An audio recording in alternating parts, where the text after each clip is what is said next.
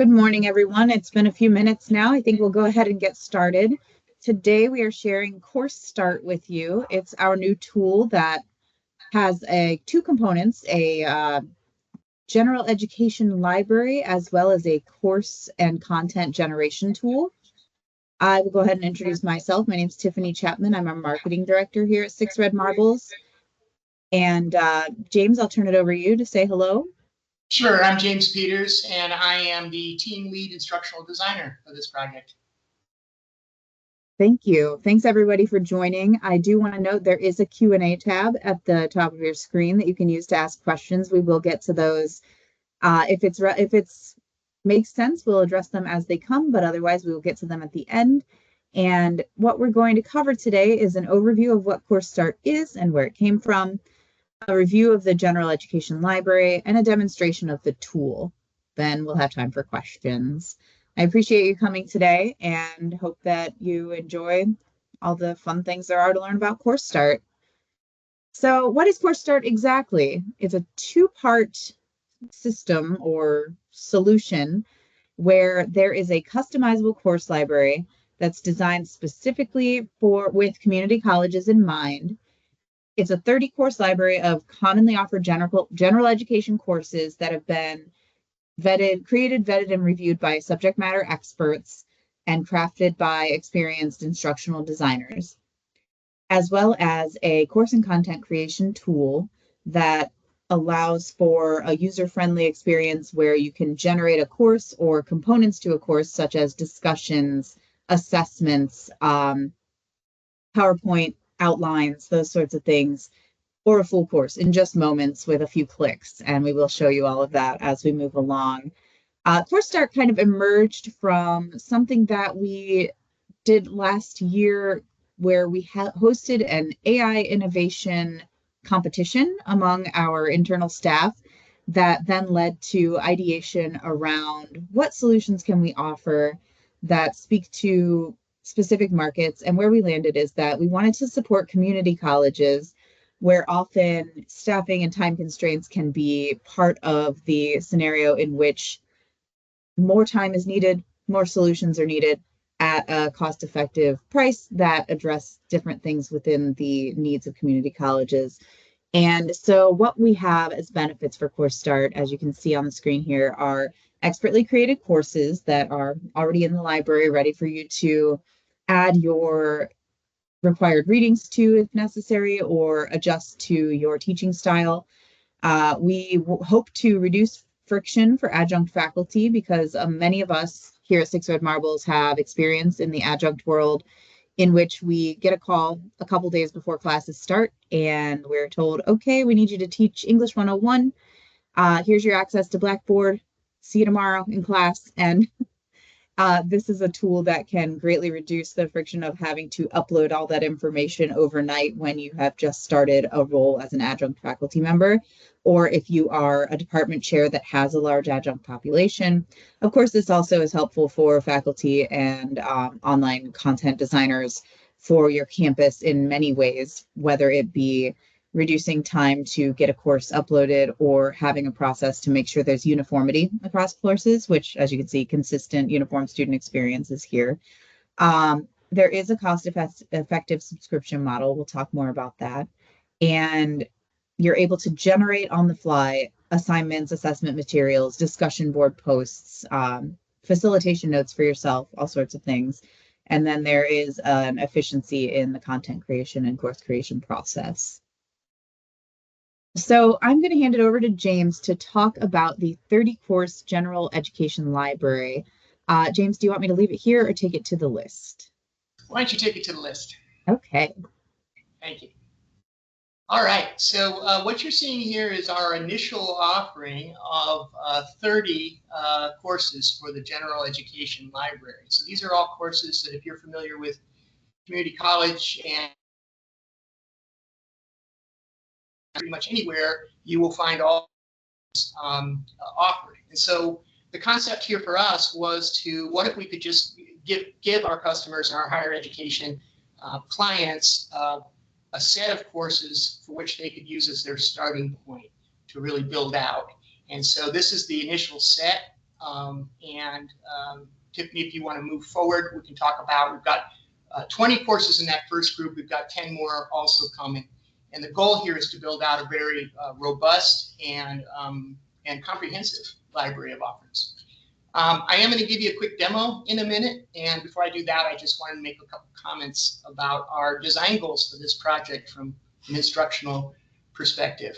The place we're starting from, obviously, is leveraging our experience working with higher education institutions, with faculty, with subject matter experts. We have a lot of deep connections into higher education, and so that really is our platform and the basis from where we're starting. So we use that knowledge and all of those relationships to develop a set of standard courses that are robust, but they're also flexible enough so that faculty, might be adjunct faculty, have the ability to really pull them off the shelf and make them their own, add their own materials, and then get started with their semester. So that's another way of just saying that we want to provide a logical scope and sequence of topics and activities, and then allow faculty to shine in their area of expertise, which is instructional delivery. So with that in mind, I'm going to share my screen and just give you a quick look at a couple of our courses in our library. All right. I just wanted to show you here, these are just the main categories that we are developing courses in. So we have courses in these 6 categories: social sciences, humanities, business. And this really represents the 6 major categories that would make up a general education library. And from here, what I want to do is take you to a course called Composition and Rhetoric, otherwise known as English 101 for a lot of institutions, and just walk you through some of the components of these standard courses. So if you come to your home page, you can see that we've got a course overview, and this explains to the student what's in it for them, gives some sort of summary sense of the overview of the course and what's involved, what's expected. All of our courses will then also include a set of course outcomes, which are really the architecture behind the module structures in the course, and this is what feeds into our learning objectives, which in turn feeds into helping us determine what kind of assessments and assignments we want to provide. We also, in our template, have a placeholder for instructor information if the institution wants to use that. And then a getting started section, which again is pretty standard, and across all of the higher education institutions that we've worked with, we see some really common practices emerge, and these are reflected here. So I won't go to the syllabus, but I will just mention that every course does include a syllabus. This syllabus would include things like the list of the assignments, the schedule, and the sequence of the assignments. But also we have some placeholders left in our syllabus for policies that are at the institution level, or for policies that might be at the instructor level. For instance, policies around plagiarism and things like that. That might be at the instructor level. So let's take a look. I'm going to actually show you. Let's dive in here. Hold on a second. I take you into another course to show you the module structure. This is Introduction to Accounting, one of our business courses. Again, you can see that we've taken a standard approach with the course overviews and our outcomes. We've got the Getting Started section. Let's click into the modules and see what those look like. Here's our list of modules for Introduction to Accounting. And this is, again, working with our subject matter experts who are adjunct faculty teaching accounting courses. This was the scope and the sequence that they all agreed was sort of the sweet spot. If you look at how these courses are being offered across the spectrum of community colleges and institutions across the country. So we include a little start here section, and introduce yourself, any place where we can do something that's very standard and takes a little bit of the workload away from the instructor, and we've done that here. And then we can get into the actual module structure. Let's take a look. Why don't we take a look at this one? So here in Module 7, you can see that we're following a very standard module structure. We use the Quality Matters criteria for developing our entire process around this. And so we feel like we feel that we've created a pretty robust product based on using those Quality Matters standards, and with our SMEs working with our instructional designers. So each module begins with a course, with a module introduction, explains the key activities and topics that will be covered. We also include the 3 learning objectives, which again came from cascaded out of those course outcomes. Now we've got our learning outcomes, and then a module checklist for learners to make sure that they've got everything they need before they actually get started. So if you are familiar with higher education courses, this is probably, we hope, looking pretty standard to you, which is certainly our goal. Here's the module resources page. And then we move into a discussion talking about how to prevent business fraud in this case. We've got spots for the initial instruction and the peer responses. And so again, we want instructors to be able to focus on teaching the content of this course, the topics that are associated with each of these modules, and not have to spend a lot of time getting bogged down in setting up discussion topics or coming up with what are relatively simple prompts for getting these discussions started. And then finally, here's an assignment. So every course is going to have, every module has an assignment, and that assignment is, of course, tied to the learning objectives. This is a 600-word essay, which is on the heavier side for essays in this course. One of the things that we have really learned a lot and has really informed our work on this tool and on this library is really understanding where the skill level, where first-year students are going to be. We got a lot of feedback from our subject matter experts about making sure that we were making courses that were appropriate for the skill levels of somebody who's just getting started. So, for instance, we're not asking for APA here, but we are providing them a lot of scaffolding because we assume that they wouldn't necessarily be super familiar with how to do this at this point. They're taking this course. So we provide that necessary scaffolding to make sure that they are moving in the right direction in terms of their college skills and that they're meeting our standards for robust assignments. And then finally, we've got the module summary, which discusses what we covered and provides checklists. So this pattern that I've just shown you, we have repeated out across our entire general education library. We have some other components that we are looking at adding going down the road. We've been talking about things like very robust rubrics, and also actually getting into being able to offer quizzes for some of this content where that makes sense. So hopefully that gives you a quick overview, at least of where we're at. And Tiffany, with that, I'm going to hand it back to you.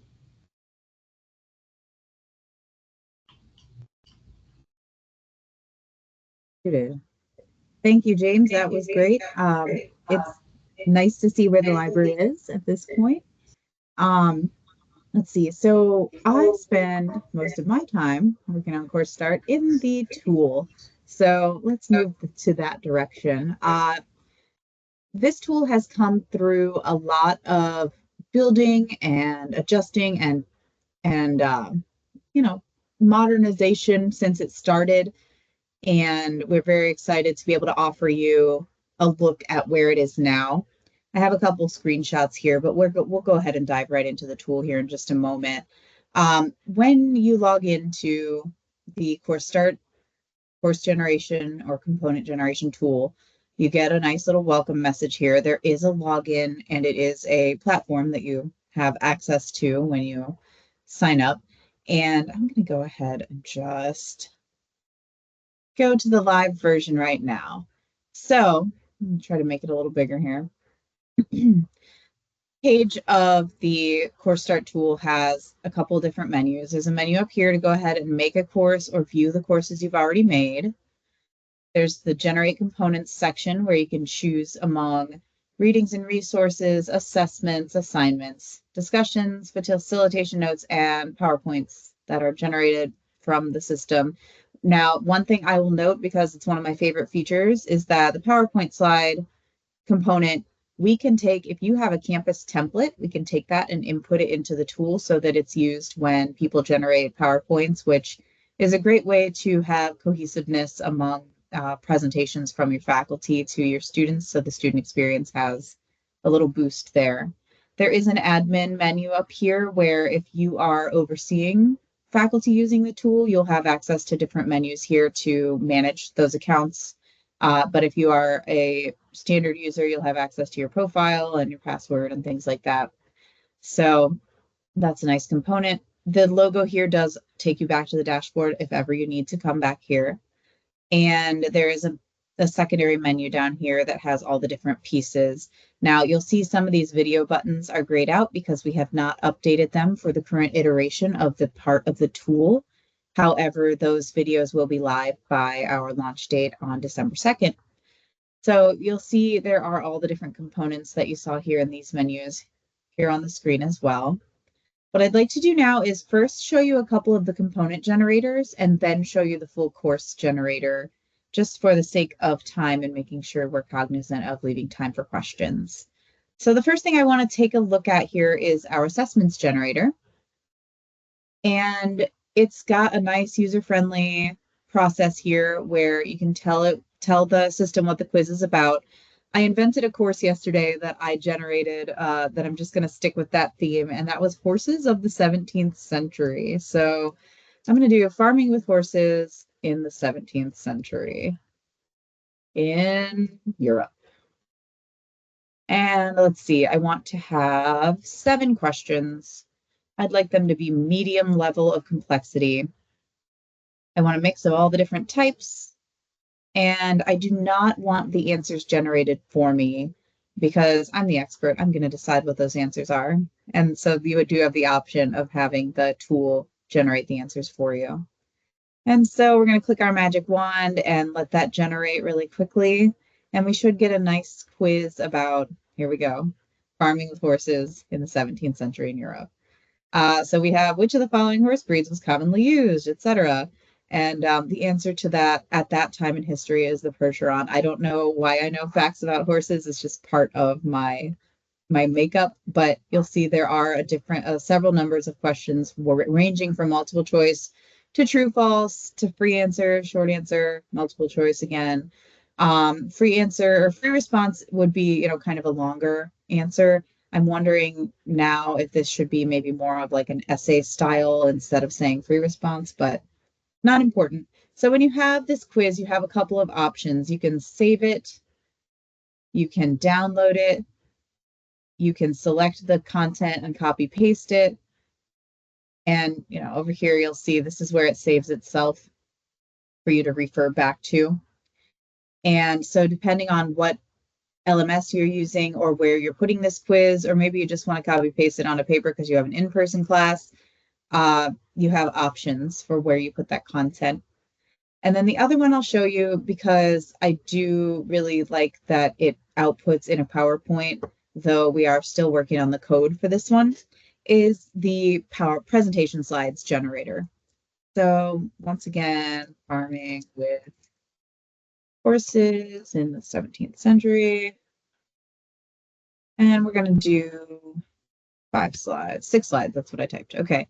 Now, some of the components here, or most of the components here, do have the option to choose a language. I want to let you know that this is not a translation, but rather a language model. So if you are a school that has dual language students, so I used to work at Palm Beach State College as a faculty member, and we had a lot of Spanish native or Spanish speaker first students.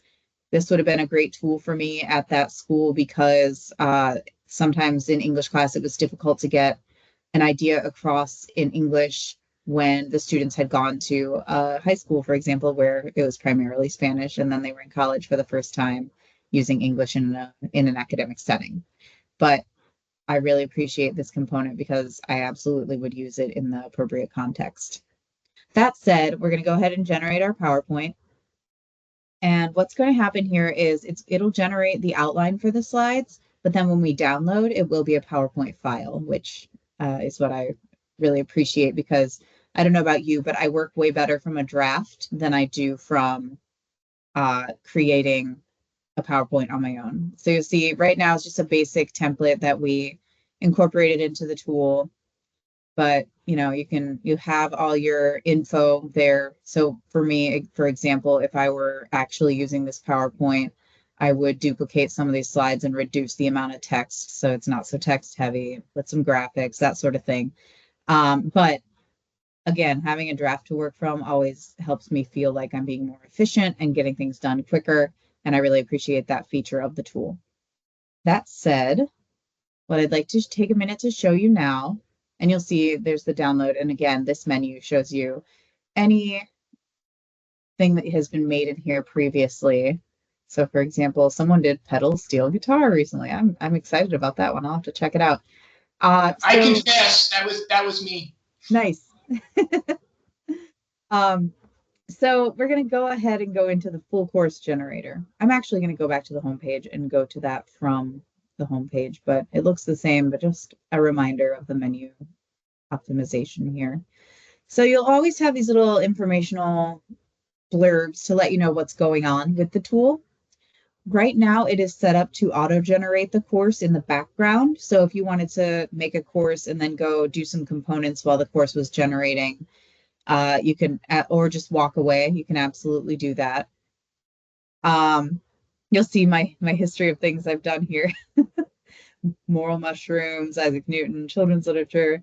Let's do something new. Bears as pets. Sure. Sociology. And here is where you can choose if this is something that's more of a beginner course or more of a second year course. Let's just do 4 modules and they'll span 1 week. So this is where you can, like, so if you're in a full 16-week semester and they span 1 week and you want a module per week, you can do this. I usually, if I'm doing this for myself to see what comes out for a course I'm actually getting ready to teach, which I've done a couple times since we started the tool, I will do 15 weeks. So I have a week for finals and at 1 week per module, and it usually works out really well for me. And then I use the assessment generator to make my final. It's great. So now you'll see it asks me to, so it says you're almost there. Based on the details you provided, we generated a preliminary course description and objectives. This is your moment where if you have a course catalog that requires you to use a specific description, or if your school has specific learning objectives or student outcomes, you can put those right into this prompting here in this document before you continue to generate the course. And so maybe one of my learning objectives is sociological relevance of exotic pets. And let me just make that a bullet like all the others. Oops. And we're gonna, okay, is it saving? Must be saving. Okay, you have to save after you make a change. Good to know. That's a new feature. So then after you click generate course, so you see how it says here, 1 step away, check out the modules and topics we've crafted for your input, tweak anything you need to make it perfect. When you're ready, hit generate course to start the process. And so this is where you can fine tune and be like, oh, I don't like this ethical considerations thing. Let's just take that out. Or, oh, they really missed this important point about, bear hunting in, 19th century America, or, whatever else you might want to add here. You can add it, save it, and then click generate course. And then what happens from there is you get this nice menu box up here in the top right that says that the course is generating, and it will continue in the background. So we'll let that work. And as you can see, there's a progress bar. You can navigate away from this without any issues. It will tell you when the course is done, and it'll remind you that it's generating once you navigate away.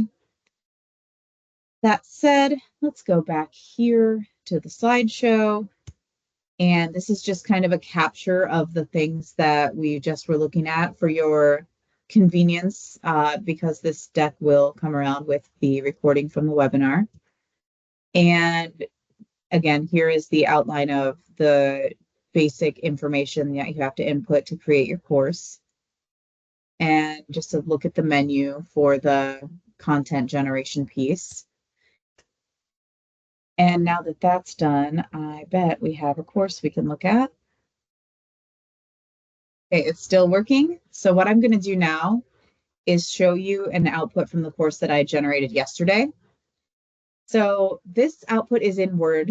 It's in a Word document because we're still, we're not live with an actual institution in this instance.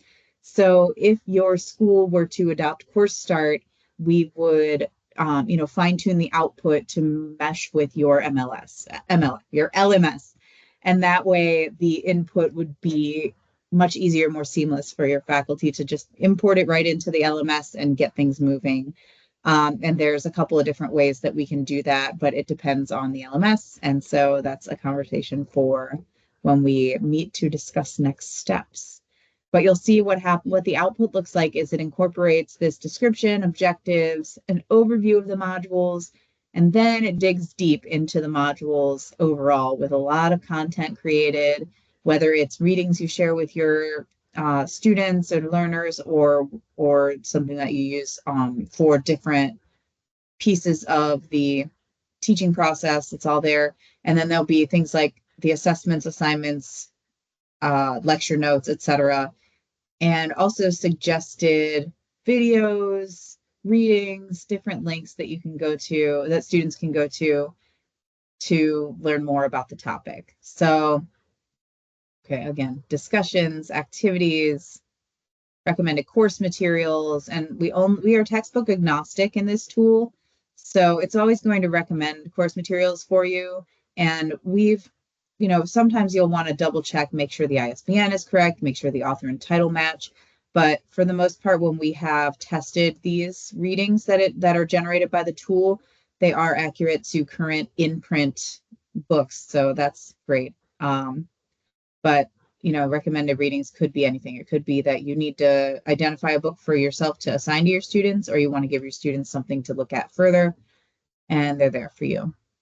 And then again, lots of information on what the assignments are, what the projects are, and then it goes into the next week of the module and so on and so forth. And so it's a pretty dense document that, again, will have an output that favors your LMS when we, work with you to implement.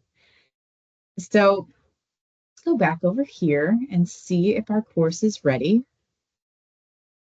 And there it is, Bears as Pets. It's in progress. So you'll see here there's an edit button. It's not quite ready. It usually does take just a few minutes to generate. But if you click edit, you can make adjustments and it will regenerate itself and be ready for you to download in just a couple minutes. So that said, I will go back to the deck. And and I will hit the from beginning button because it's that kind of day. So what I'd like to do now is ask if anyone has any questions for us about the tool that we can speak to, and also ask James if you have any further inputs on the tool or the library that we might have missed so far.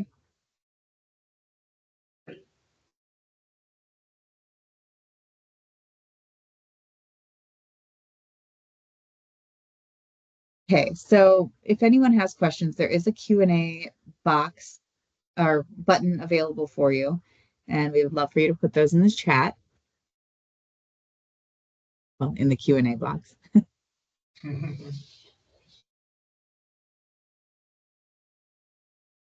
Okay, we have one here about compatibility, and yes, the tool is able to be adjusted to every major LMS as well as homegrown LMS.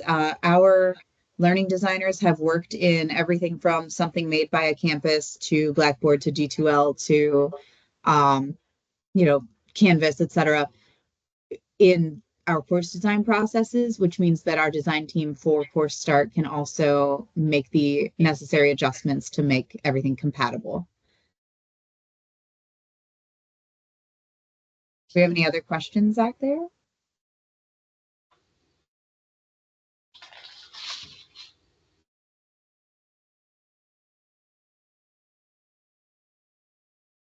James, do you have any final thoughts to add?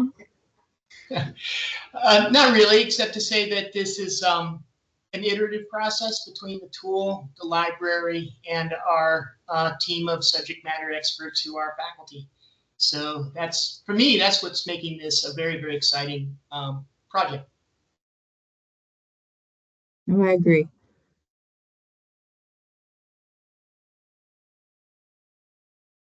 Well, if there are no other questions, I will go ahead and give everyone some time back. And thank you so much for joining us this morning. It's been great putting this together, and we look forward to talking to you further about CourseStart. Thanks, everyone. Thank you.